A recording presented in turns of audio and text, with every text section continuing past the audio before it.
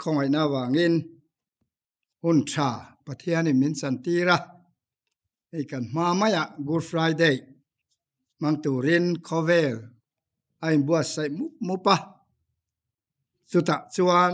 Good Friday mang tu te ne na thucha te po ni anga chu he hun mang thei tura pathian in a hun cha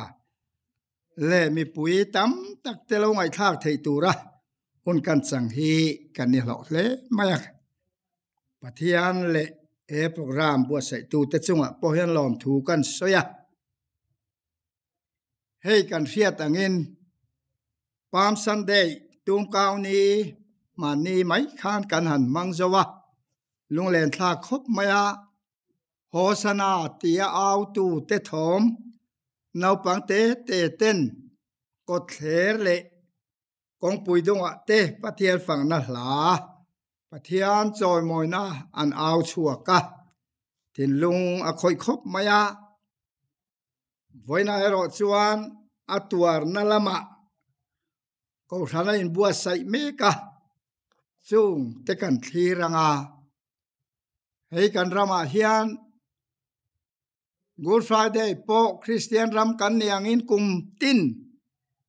Good Friday kan manga ko ran ho te kan lim thin khop maya chu wangin voinia po hian a masapera Good Friday mang tu zong te ne na chan chin tha hi atakin lo thleng ro se tin longai thatu zong te ko ran le chung ko tin te mal som na kan lan masani e pathian thu cherin ngai tha zuila zong le sai bung som nga le pathum chang li chang hian ilongai thateng ani chuan kan nan na te phurin kan lungai na te po phur nge ya nima sela ke ni chuan lungai na tla buaka pathian buaka ti retheya kan ngai sia nima selani chu kan bo sia na te wangin hlia mina oma kan kholo na te wangin buak thitlin na oma kan thamuan na tura thunun na chu achunga tla a avuang na vual te ti damin kanom ta kan zai hian beram angin kan wak bowa mani konga kan peng thewa lalpa chuan ani chunga chuan kan za kholo na chu angat ta a lalpa chuan ani chunga chuan kan za kholo na chu ngat ta a hebrai bung riat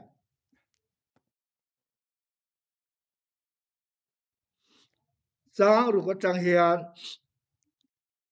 ilongai thajui leng tu nai ro chuan thu thung thale zual palai niang zia zelin rong bo na thazok alo chang ta chu thu thung chu thu tiam thazok chunga te siam mani thu thung masa chu soisel bo ni se thun no na ngai lo tur an ma ni demin heng hi ka soi sia ngai te ni te alo thleng do ne lalpanati chung ne chuan Israel chung te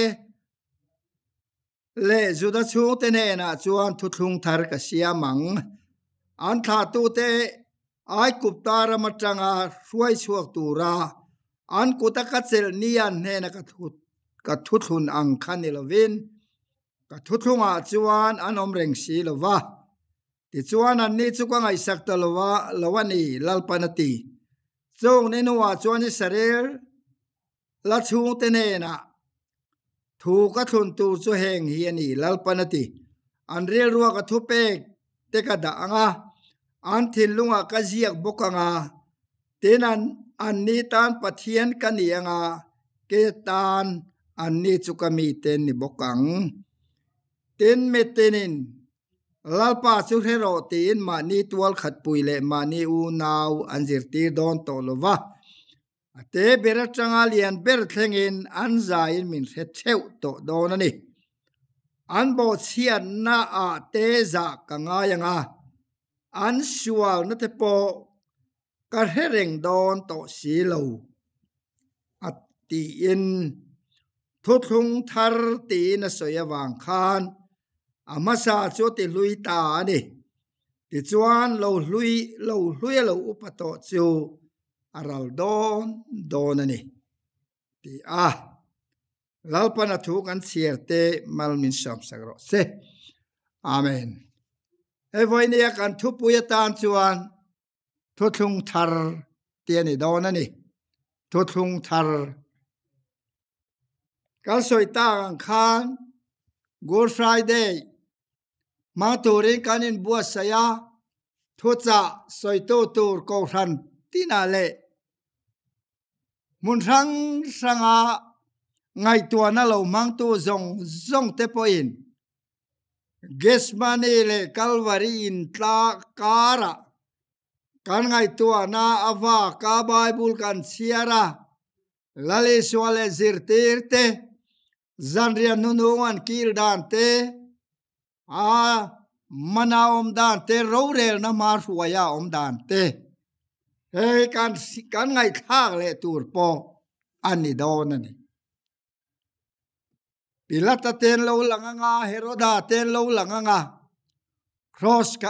cross a keng bedroti awo te po war takin kan soe kan ngai thale don aro pui mani lale suwa Krista chunga thil lo thleng he heti mai alo thleng he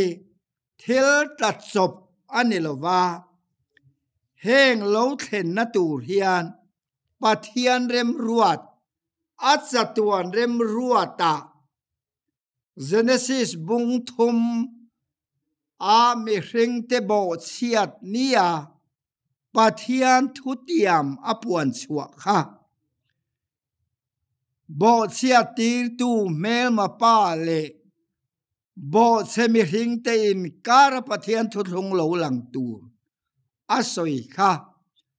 mei che tha le rul kha hi kain do tiranga mei che tha chuan alua ti thitlinga rul ne na chuan nangero chuan ke artui ti thitlingang Zowang ran sa zong ne na po an dong ine omang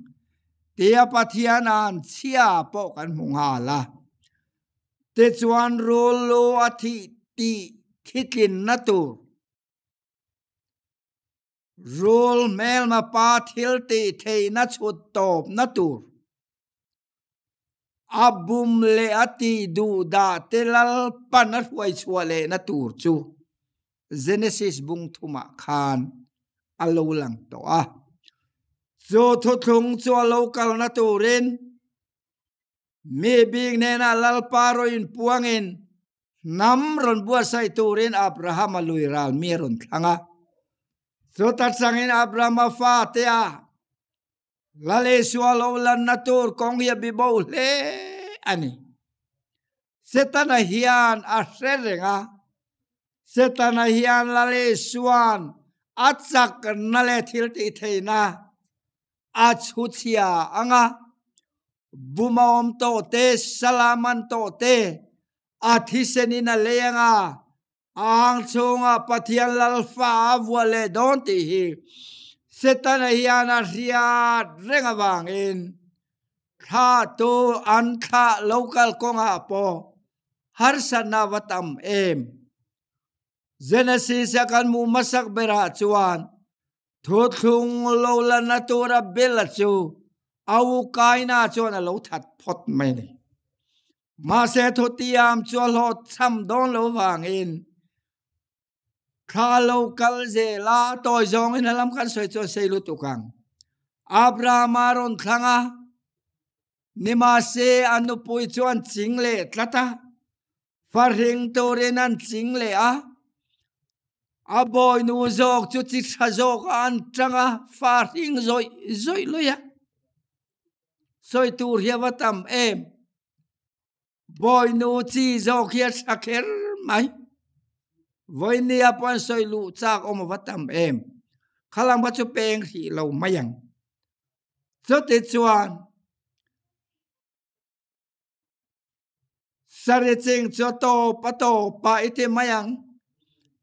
phan pai ve ta Isaka alo langa ro chu poi to tor Ismail alo piang masale dai to zo tiang zelin hunan kala Zakopa chuan Isaka fa tea Isaka no poin nawan pai poina chu la nam nian lo om le nga la zo tiang chuan akong hi bi bo e mani ti kha e kan chui zui tan kan da lok du ani te chuan chan dam to e shua lo piang hona lo kal ze lai te to mayang alo pian dan te pokhan enela nau se neng mati la nei lo kha lal ro pui heroda chuan ti lumati to patuma nau sen zong fati rapiang a rota ma se pathian thutia ma rot fu phalo zo shua voinia Good Friday kan man na tur hialo ni tan te chuan khovela rongbol na ron nei lai poin do dal na le ren thu nei to le poi thiam ten am do dal renga ma se la le suarong bol na cho local ze la eng te to ren nge local Zoi mo yaga Jerusalem lalanga lu kha tom na ni lo lalanga lu na chuan min siladu atuar na le athi nai na ang ngong le athi na le thole nai na man tene na thil theng tu chu zoi moi na to ni khan zoi moi na ne na Jerusalem alo alu ni khan engeti hosana ti an top lo tempula lu ta boy satheng tu te parvajuar tu te hoan not suaka tang ka thleng na do kan te chon nam thurum urum ka in chu trong trai nei na ni hosana ti tu te ti thoma to mai lo wa tempula lu ta om ve lo tur te anam thua pai chua zo thi na le thole nai na ken tur te a chuan heng hi riai la kan mi ring lui chuan ne na khen be nom ve ta sual putak sa chuti borala om theina turin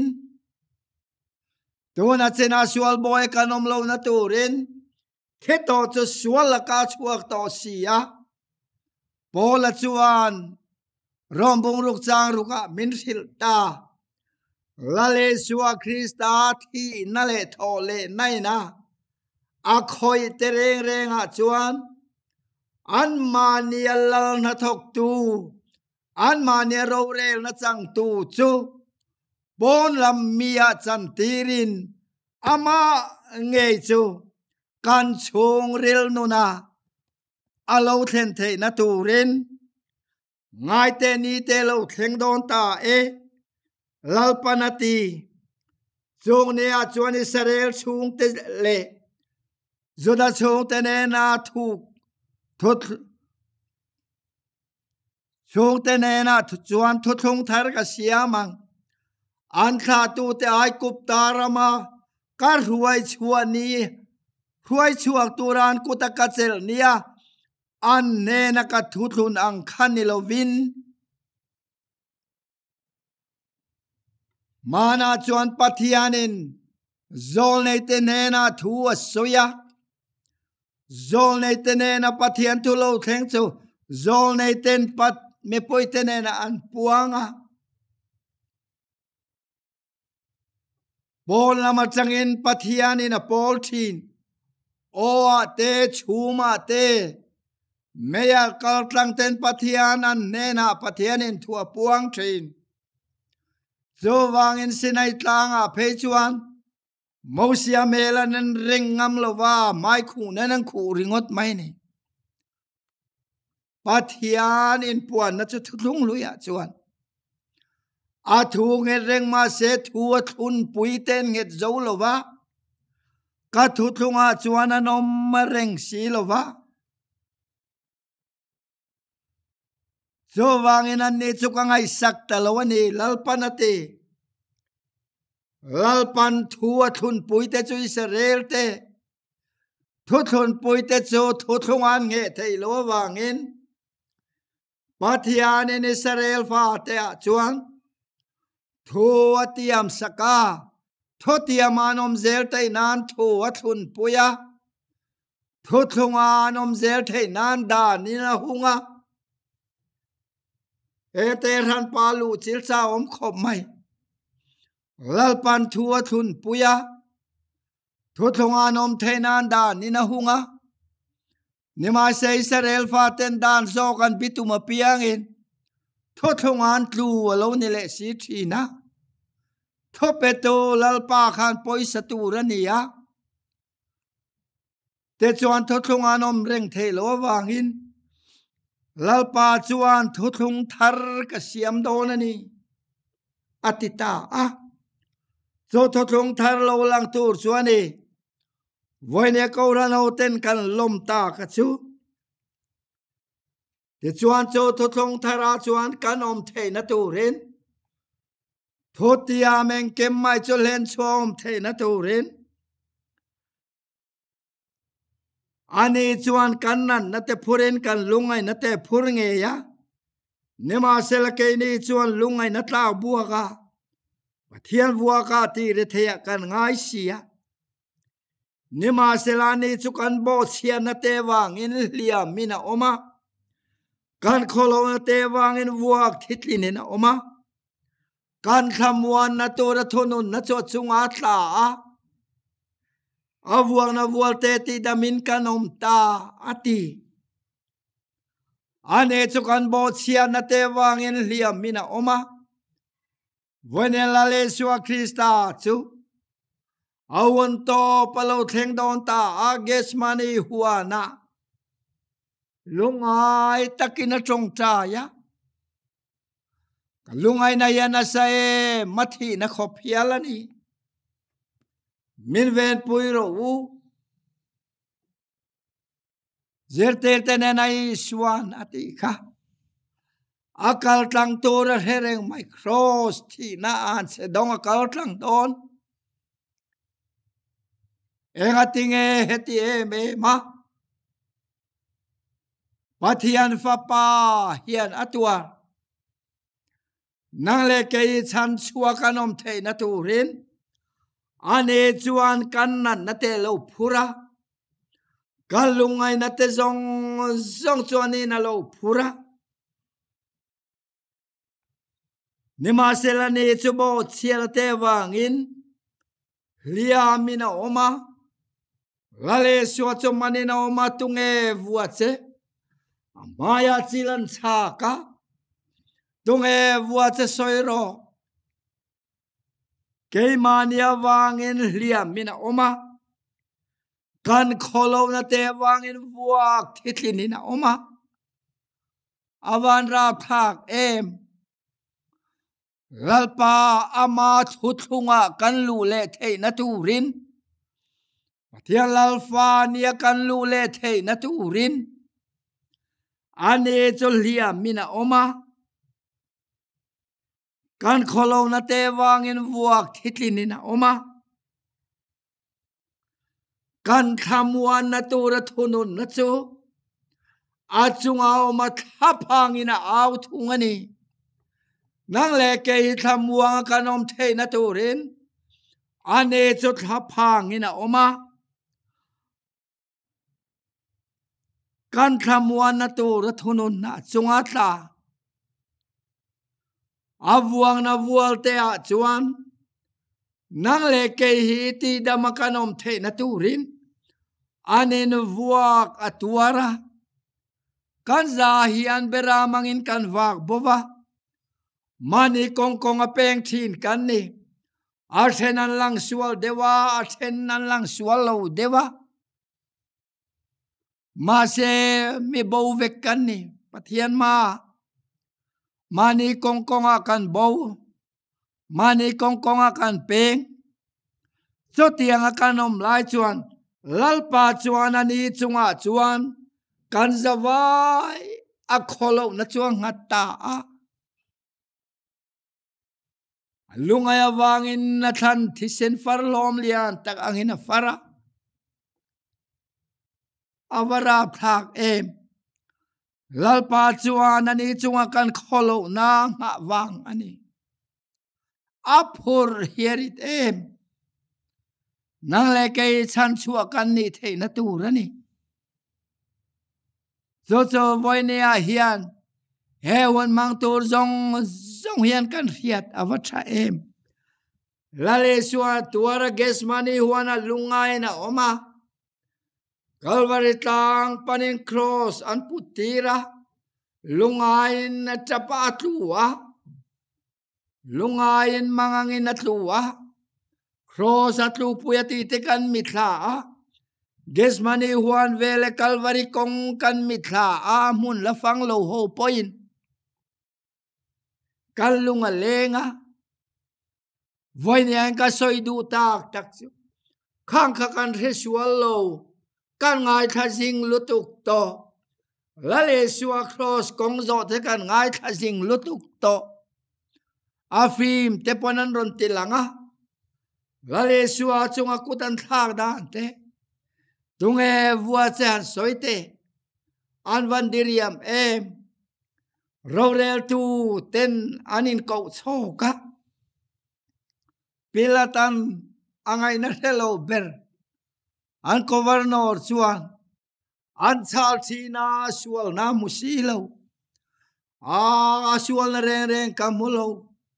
kavelang ga chua mai don han ti thin mas lalrem ruwa tan itlat lo krosa khen be kha chunglam lalrem ruwa thiani nang le ke sual na kha rollo ka ti thitlingang ti tu khan nang le ke ma chung rollo rul thil ti the na sual thil te the na me reng loi kha lalpan khen be a duwa wangin nang le ke min kheng be se thole tur kanom don si lo nang le ke khen be tur te aya lale suwa krista chulal pa vanin khen be tuma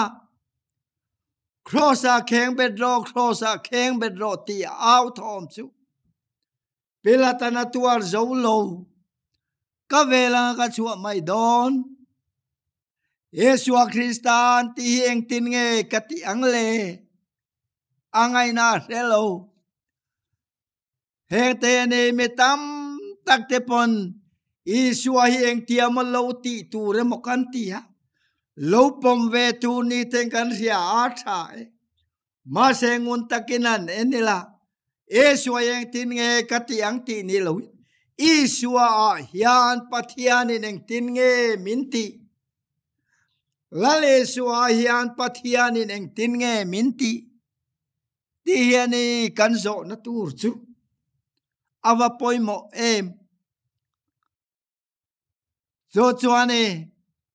zo ta chuanane pathianin adu chu ai kup tara mar huai chualaya thuthunga athuthung kha chiane lo athun puite an nget zo lo zo wangene aron soi chuak ta zol nei Jeremiah le khabua miani kan Hebrai le khathoni naron la chua hi jong ne nuwa chuan Israel chung te ne na thu ka thun tur chui hiani lalpanati an riel ruwa ka thu pe te ka dang pon la machanga pol nani to lovin pon la machanga pol thin tu thuthung lo chuan outpouring spirit anti-thin pon la machanga pol nani cho the thuthung thara chuan indwelling spirit chong rel lama anita ka thuthun tur chueng hiani an rel ruwa ka thu pe ka da anga ke mani chunga pathian khongai na chu khara win ke mania lo chen the na turin la le suwa Krista chuan thu thung thar min siam sakta a thu thung masa chu soi sel boni se thun no na ngai lo to an mani de min heng ye soi si a ngai te ni te lo theng do ne lalpan atitani chu lalpan min mangai se thu thunga kanom reng thei se lo where su tual that su ti thu om reng ma se min me chia chuang ngai mel chuan ui re ne latile sel si a thotia ma hian ke mai nang main mangai angin ke ma min mangai tu rani ati te chu ateu hian ateu si lo zo wang thu thunga kanom reng thei lo wangin lalpan thu thung thar min pe don ta thu thung masa hiat hian ne lo thun pui ten nan tlin lo wang ani te chuan chu thu thung thara chuan an rel ruwa ka thu pek te ka da ngan thin lunga ka ziak bukanga an ne tan pathian kani anga ke tan an ne chu ka mi ten ne bokang mana chuanin pa diabola ati te kan ni to na chuan lale suwa tho le khan mari ten he na chuan kapa in pa kapathian in pathian he na kalalon so lo zirte ten na khan va sai vat rawati ani kha mana chuan in pa diabola ti lai khan he tho thung thara chuan kapa in pa kapathian in pathian min ti ta ngai teu pa in min mangai na cho vana saem pathian fa te min vua ta khi zoana chuan min hil pathian thu cho min chua san le to lo tu rin kan chung rela tharawin thua soi ta zo chati hian a soi zela ten metenen lalpa chur hero ten ma ne tual khat poile ma ne unawan zir te don to selo te ber changalian ber thlengin an zain min theu don ani an bo chia na te za ka ngayanga an sual na te po ka hereng don to silo kan bo chia na te a zangai na cho lale suwa Krista chukan bo chian na te wangin liamina oma kan khamuan na to ra thonun na chunga angata lalpa chuan ani chunga chuan kan za kholo na ngat ta zoka voine kan vanilo he Good Friday kan manian Calvary le pilata te kai chen vela kan ril ru hitop lo sela ro rel na ma thiam lo chan tir te po kan ril ru a chiang reng voine a hian hei hi riang thu thung thar lo theng ta an sual te po ka reng don to lo te in thu thung thar te na soya wang khan amasa cholo luita ani atita hialani so wangen voine a hian unau du tak teu he lale suwa Krista tuar na le thi nahi kene ke mani ta na ni ti i thara u so wangen mana kan ria thinang lali suwa kan ta na tuara kan ta na thia te kan ria te chu achiang khop ma se kan thu ria thin hi ani Korenthon ne bungru ka chuan pathian khongai na chu sot puilo wain mu lo na turin ama tho puin kangen chia ma cheuati voine yan mana ges mani huan le Calvary tlang vel hiat chiana top lovila kan thur hiat hi kan sot puyem kan thodon thin te kan sot puyem onado takteu pathian khongai na chu sot puilo kan mu lo turin ama tho puin kangen chiam cheu ni hol lo moma kangai tha cheu chandam na ni ka chan pui cheu ti sia ngai te tu ni hol lo mom chuan ni ngai te tu ni chandam na ni chuan ni cho chuan e voi ne a hian lale so krista na tuar sak na le Calvary tanga tuar na te ro rel na ma an soi sak dan te thur he tu siam cho pathiam lawan chan tir dan zong te nang le ke ta na thu thung thara amai suwa hian pa pathianin thu kan tan min thun sak don ta ani chu kan tan thu thung thara min pe a cho thu thung thar chuang in ve to don lo wangin kan tan i suwa chu thu thung thar aloni ta Hebrai le khatona khane tin nge ti kha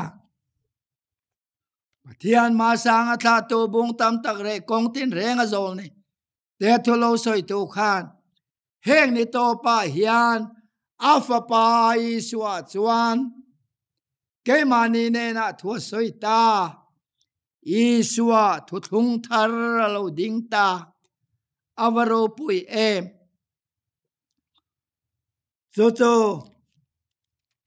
koren le khathon bung thuma hian kan mu a za som pale le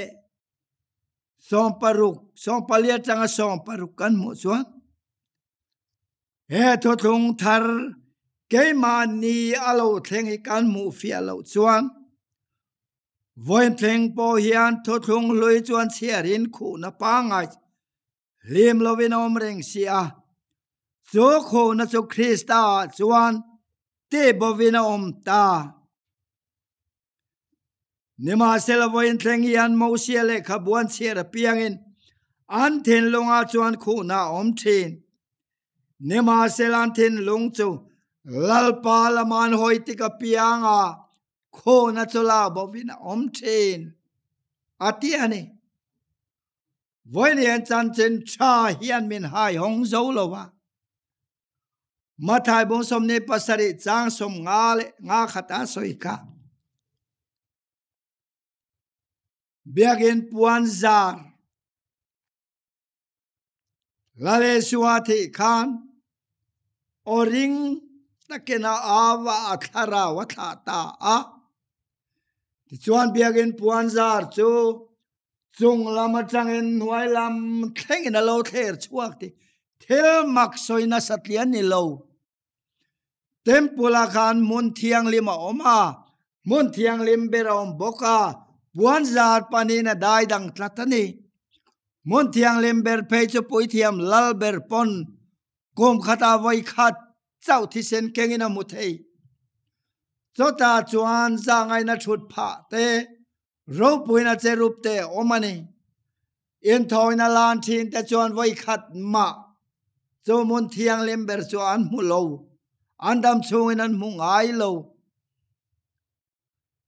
cho bia bu mun thiang lim ber lia tu chu lale suate na ring takina wa thara wa tha ati khovel hian an helawang ti wa lau em ke ni thi tur ve te chu zoi te in a tonga kan relei thei to lo kan ti a ane chua thi na hi khovel in ria se do wang in ring takina awa thara wa tha chota chuan biagin puan zar chu alaya lo thera mon thiang lembera pathian zangai na thut pha chu hai honin a lo om ta a temple tuala om zong panan mu pha ka zangai na thut pha chu hun lanin om ta avaro pui em voile yan chu khongai na thu chu biak in puan zar nang ma thin lung me zia e chan na manga pathiani biak chin na te nang ma ngai dana pathiani biak na puan zar zong zong kha he la le suwa Krista tuar na le athi na hian lo ti ther to sela awa poimo em heya poimo kavati em lale suwa Krista itana lo kal he lal panchatuana tana itana thothung thara apek chenia chota nge chuan ni pa alungoi na chu e chunga lungoi na chu e ngai dana pathiani biak na ni lo kan ngai acha pathian kan biak na hi lal pa ngai chuan rim chia ani a hei biak in puan zar chualani ring eting e zol nei na ti in puan ne lovin in thin lung ther watiani cho chuan e pathian khongai nai don khan engai dan thiat sela engai dan puan zar thiat sela efel na puan hai kher sela en peng na puan hai kher sela iti chale tho tamawa ngai chan na puan zar hai thiat sela e suwa chau hia to ka hei chau hia ni kan ta na to thothung thar chone ti kha voinia hia na thari ni remol teng u ato bera chuan rombung som pania kan mu kha chote chuan u nau te u pathian khongai na wang hian in thoi na nung le thiang lem le pathian lom tla ni tu rin in taksa chuin hlana ka nge na cheu cho chuin rong bol nom reng ani he khovel dana hianom su la pathian do zong a tha le lom tla le chat fam kem chuin hiat fi the na tu rin in ril ru a tharomin lo dang lam zok to ro u kum dang ang mai mai ne to lovin lale suwa Krista eta na tuar tu kan bo sia na te wang a hliama oma kan kholo na te awang a buak thitlina om lale suwa Krista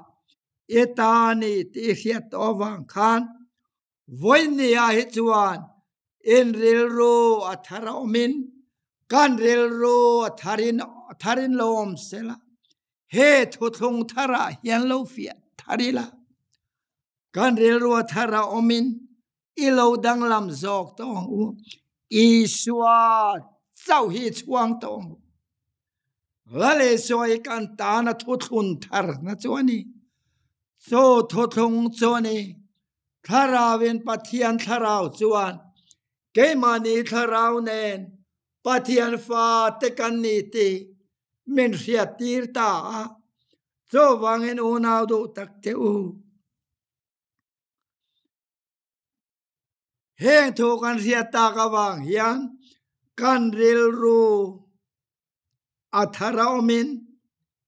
khovela hian ni lo dang lam to zo kang u kan ria kan da liam le mai thin kalvari tlanga kan phum bo le mai thin kalvari tlanga khen be kha ges mani wana lunga e chong cha ya kha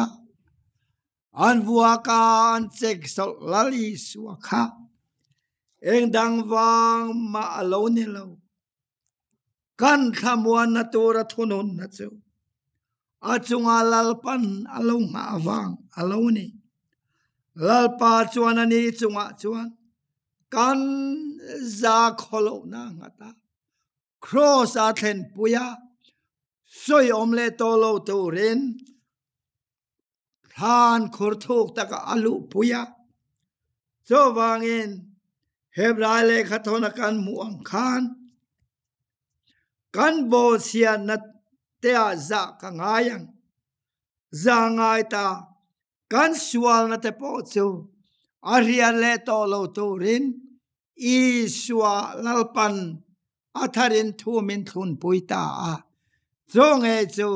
thu thung thar ati chuani a